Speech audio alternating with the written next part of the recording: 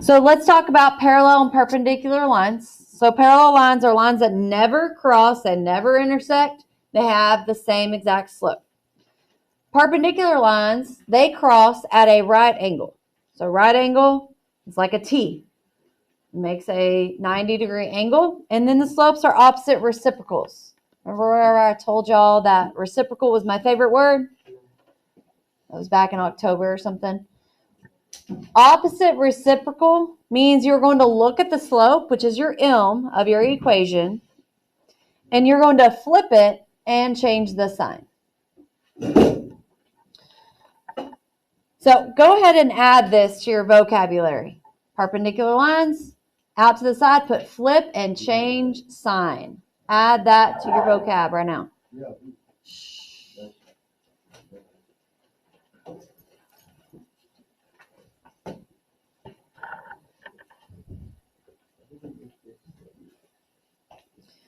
So whenever you're reviewing for your test, hopefully you're reviewing a little bit each day. That's what I would like for y'all to do. Looking back over this vocabulary will help. Looking through the notes behind this unit divider will help. And also this study sheet that you have. Y'all should be looking over that. If you look through all of these things, then it'll help your memory bring back the things while you're taking your test. So we're going to study some supporting standards that you'll see on your test. So the first one is direct variation. So I want y'all to read 1 through 4 and underline something that they have in common. So there shouldn't be any talking. You should be reading.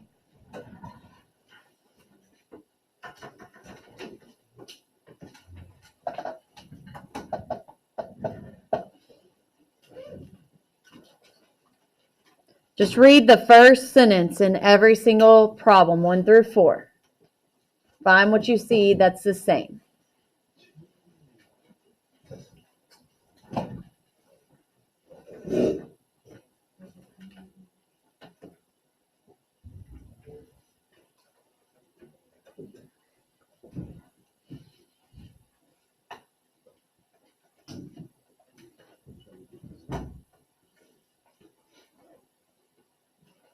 Okay, underline what they all have in common. What word or phrase do you see that they all kind of have?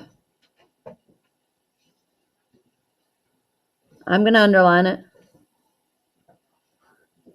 1 and 2 both have directly proportional. 3 and 4, what do they have? Varies directly. So those are the phrase or the key word that you are going to set up and solve a proportion. Those are the key words. So remember, a proportion is 2 fractions that are set equal. You have 3 numbers on it or in it, and you have a missing number that you're solving for. You can write it as y over x or x over y, just as long as you're consistent. So it says y is directly proportional to the value of x. When x equals 512, y equals 128, what is the value of y when x equals 64? So just be consistent with it. So since they gave me y is directly proportional to x, I'm going to put it as y over x because that's what they gave me. So that's the order I'm going to write it. So my first fraction is going to include these 2 numbers, but make sure you put it in the right order. Y goes on top, so 128 over x, 512. It says, what is the value of y? So I don't know what y is. That's my question. When x is 64. So I don't know what y is, so I'm going to put the variable y when x is 64.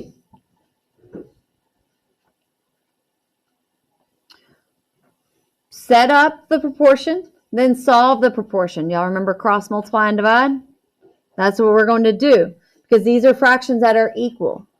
You're going to cross multiply, then divide by the other number. So Let's use our calculator for this.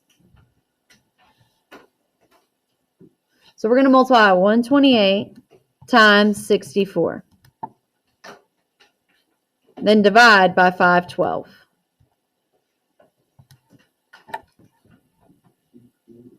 $16. So what did it ask for? What is the value of y? So y equals 16. And that's how you solve problems like that.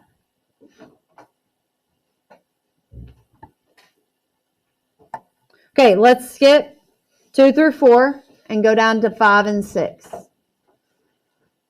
Parallel and perpendicular lines. So remember parallel, never touch. Perpendicular, cross at 90 degrees or at right angle.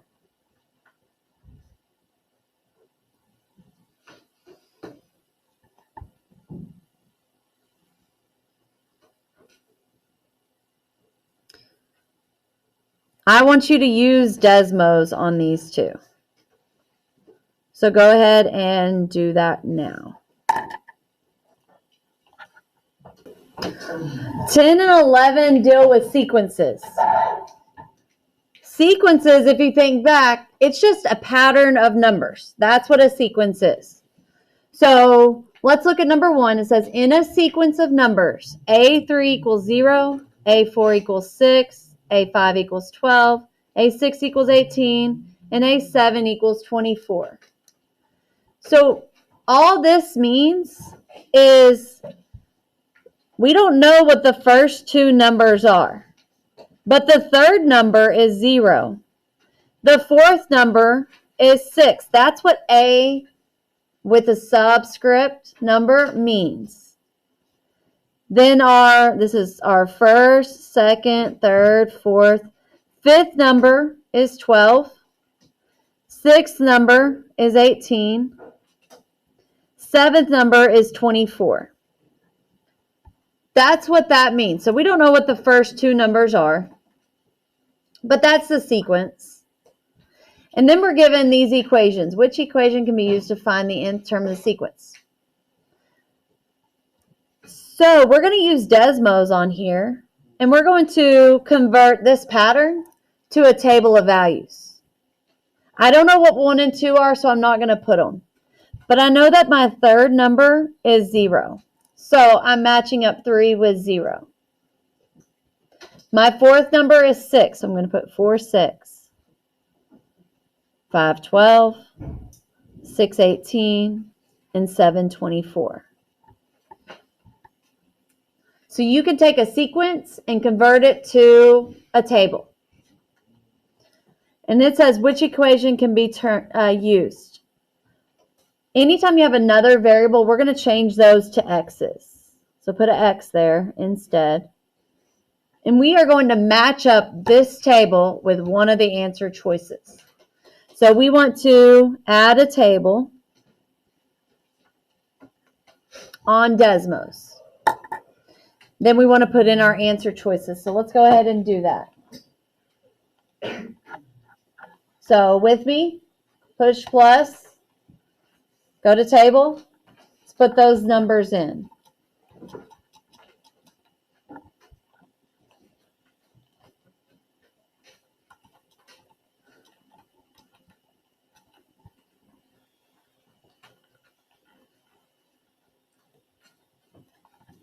And then zoom so you can see all the dots. So this is the sequence. This sequence looks linear. Then we're going to put in our answer choices and see which one goes on top of those dots. So I'm going to put in negative 6x plus 18.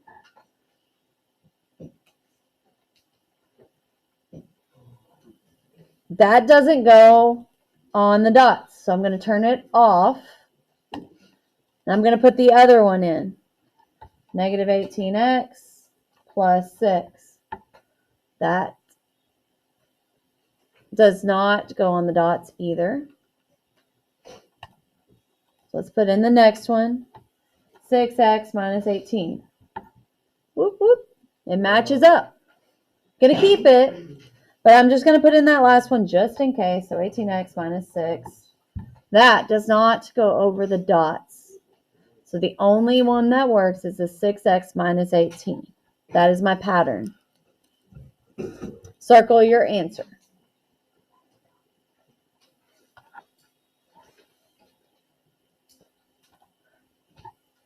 Number 11, a sequence can be generated using a sub n equals 4a sub n minus 1, where a1 is 6. This means that my first term in my sequence is 6. So I'm going to draw or write the pattern out. 6 is my first term. Then this tells us what the sequence does. So it's 4a sub n minus 1. That means that everything is going to be multiplied by 4. A sequence takes the previous number and does some kind of rule to it to get the next number. So the rule here is 4 times the previous. A sub n minus 1 means previous. So if I have 6 as my first one, to get to my second number of the pattern, I'm going to multiply times 4. 6 times 4 is 24. Look at your answer choices. But let's just make sure this is truly right. So let's go ahead and multiply 24 times 4. Put that in your calculator or Desmos. Is that 96? Okay. Then multiply that times 4. Is that 384? Okay. So anytime you see A with a number underneath, that means the number in the sequence, the order of the sequence. So A1 is 6, meaning that's the first term of the sequence. A3 means that's your third number in the sequence. So I need you to finish the rest of these notes and then glue them in your journal.